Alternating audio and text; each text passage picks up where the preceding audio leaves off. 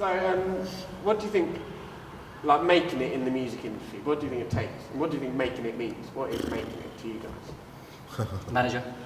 Yeah, well, band manager as well. Well, I had my own company. That's how I met Graham, actually, funny enough, because I had my own record label and a management company. And I was introduced. I can't remember how. Did you contact me? I think it was, wasn't it? Yeah. Unsigned guide. Oh, there we go.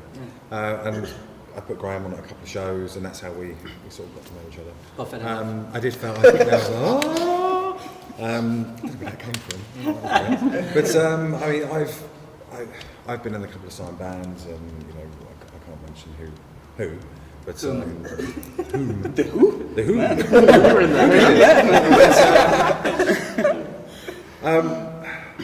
What was the question? What does it take to make it, and what is making it? Oh, it's perseverance. I think the way that it was, the music industry has totally changed anyway from what it was even 10 years ago. Now it's, you know, no one buys music anymore, so it's how you place your music. Obviously, you need to get out there as much as possible for radio play and plugging yourself in PR and just getting out there and touring. It's the best way to do it, is play as many shows as you can. You know, just to, because obviously the first sort of any incarnation of a band will only draw in their family and friends. So if you're constantly playing and getting on a tour with another couple of bands, so then you formulate relationships and you just pull the fans in naturally. And obviously then you start a buzz, and if you get some radio play, single releases, no one buys albums anymore, it's all singles and EPs. So yeah, I think it's perseverance, and you have to be ready for the long haul. Yeah. You have to. What do you think? I mean, the rest of you guys, what do you define as making it? Like, what would be the goal point when you know, yeah, I've made it?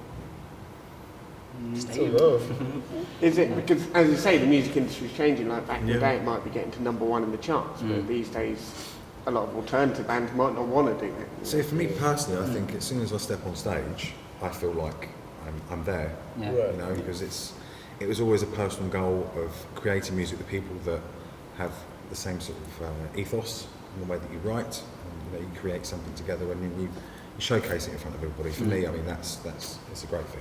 I love it. I mean, playing live obviously is like It is. the goal to be. It'd be nice to have it on Wembley Stadium. Very nice. That's it. I think, you have to redefine success, don't you, really, to be honest? Because I think nowadays, I think you have to, I think one thing, you have to be able to take a punch, sometimes literally, but I think you have to be able to take a figurative or metaphoric punch in the gut often, because you're going to be let down a lot, and you're going to be told yes and then eventually no a lot. And this is it. I mean, I think the most important thing is never expect a lucky break.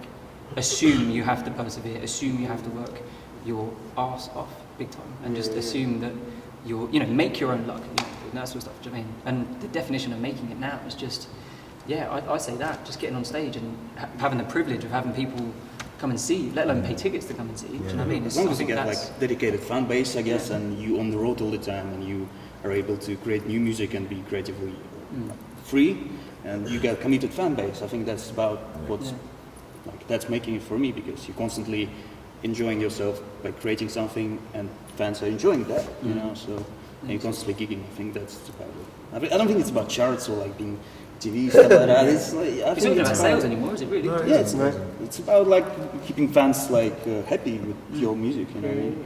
That's it. And keeping ourselves happy. As much as you want to sort of play to the fans and stuff like that, but you have to kind of make music that you're proud of, and you're doing. And I think the definition of success now would be just getting to a point where you can wake up every day. I think I remember saying this in an interview before, that you just get to a point every day where you can wake up, make music, go to bed, and know that you've get with your band and write a song and blah blah blah, and that be your life. Like a full-time job. Yeah, full-time job. Yeah, and that's what I was thinking. Is maybe it's when you can give up the day job. You said it a lot more succinctly than we did. So what are the day jobs you got in your own management company? Oh no, that's separate. Is that separate? I work with a young man with cerebral palsy during the day, but I also have my company which I do sort of part time. Go Loud Promotions. Yeah, sorry, Go Loud Promotions. Link in the description. Yeah, there'll be something down You just took the there. promotions out of Go Loud.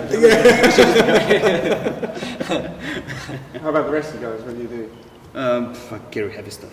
Carry heavy stuff. Yeah. And to be honest, that's like what I do, like changing cakes behind the bar, stuff like that. You know, I mean, some private events. I recently started, to be honest. But yeah, pretty much pretty easy. And you teach as well, right? Well, I did teach for a bit, but it's stressful. Oh yeah, you did teach, right? You did too. It's a good thing you have each other. We remind each other of stuff we did, man, you know. So you both used to be teachers. Yeah. What did you teach? Music. Makes sense. Yeah, well, drums, guitar. Drums, you know. guitar, yeah. No fear because we know. Oh, it was the worst experience of my life. Man. And what do you do now? I'm just in other bands at the moment, Yeah. just playing music, yeah. Just doing session work. Yeah. Fair dues, fair dues. And I'm a science teacher. So how it all came about is a long story, so I won't go there. But yeah, I do this. I kind of struggle sometimes to see which one I do on the side at the moment because teaching takes up quite a lot. But I'm not really a science. It's a science instructor, so it's kind of someone that I teach year sevens all about science and stuff like that. And do you know what? I love it. I actually love it. And it's funny enough, it's influenced a couple of songs as well, like in terms of lyrics and stuff like that. Yeah, because Like we're with a bunch of kids scientific that. songs. Yeah, that and the science definitely. I think I'm more of a science groupie than a scientist. Do you know what I mean? I love science so much, and like Chris Sagan, obviously, I had to change my name from a different name, and Sagan's after name. I wanted to name myself after Carl Sagan, the astronomer, and then Chris is a nod to my dad. So, but yeah, essentially that was all.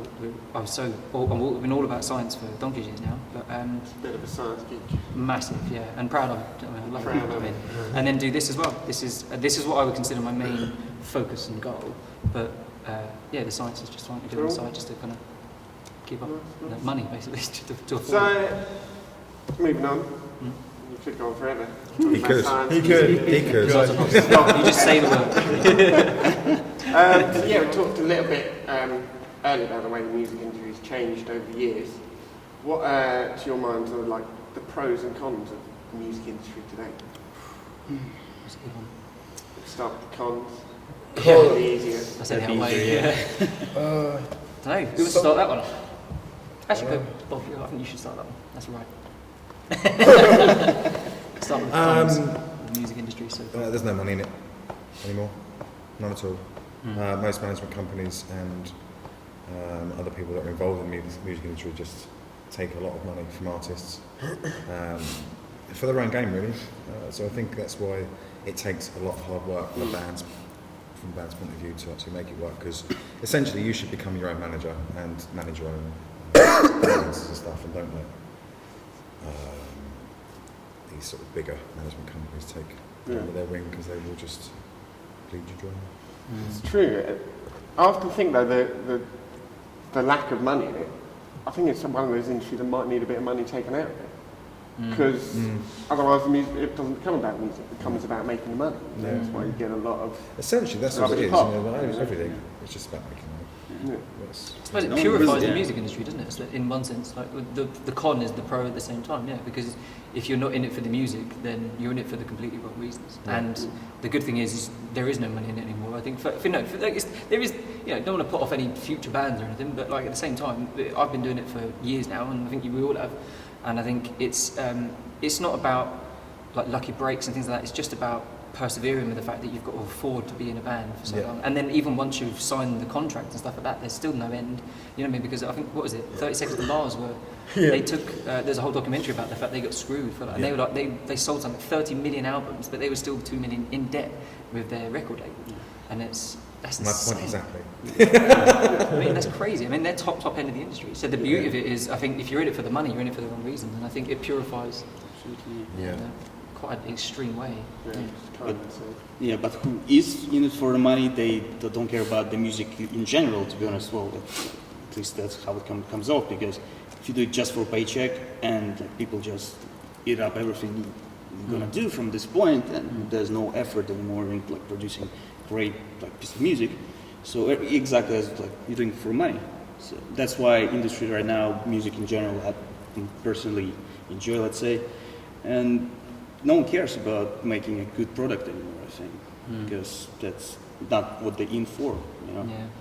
And I think some no of the effort. best bands I've come across are unsigned bands. Yeah, Like gotcha. DeBellows, they're just Yeah, incredible. yeah. They're one of the best And when you play the bands I've come circuit across, for full years, stop. you get to see so many talented So many people. talented people. You just Yeah, think, yeah. If it was the 60s, they'd have all, oh god, yeah. yeah, Yeah, do you know what I mean? They'd be the next, Yeah. whoever needs the moment anyway, do you know what I mean? They'd be the next Zeppelin, a lot of these bands. Do you think in some ways these days it's easier to do it yourself?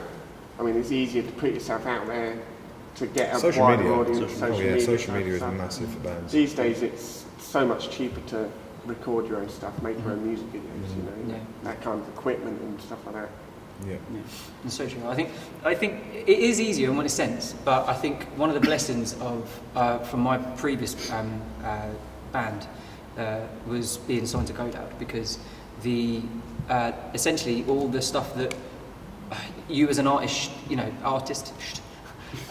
should be focusing on, you're not, because you're also, as well as being the artist and the songwriter and the gigger and you're also the booking agent, you're the admin, you're the business, the head of business, you're the head of your own finance, you're the marketing department for your, if you look at yourself as a company, as an art, when you're an act of whatever shape or form you take, if you're a solo artist, a band, or whatever, you are essentially a business onto yourself. So you have your own marketing, all that sort of stuff. But then the good thing about when you get a management label, someone else takes that on for you. But then that's also the bad thing about going on your own. But it's also the good thing because you're completely in control. Ed Sheeran, I mean, I'm not a huge fan of the guy's music, but the guy's career, there's no telling the fact that he worked his hiney off. Do you know what I mean? He worked 300 gigs in a year over. That's no small. Street performer as well, isn't he? Yeah, street performing. He did a lot. Do you know what I mean? He did an awful lot, and he made his own sort of rules when he said when he got signed. So he just sort of turned around and said, "Well, I've got my own following. I've got my own look, my own image that I've made myself." Do you know what I mean? Fair play to the guy. Do you know what I mean? Yeah. So I guess that hard work pays off. Yeah, I think it's got pros and cons either way. for sure.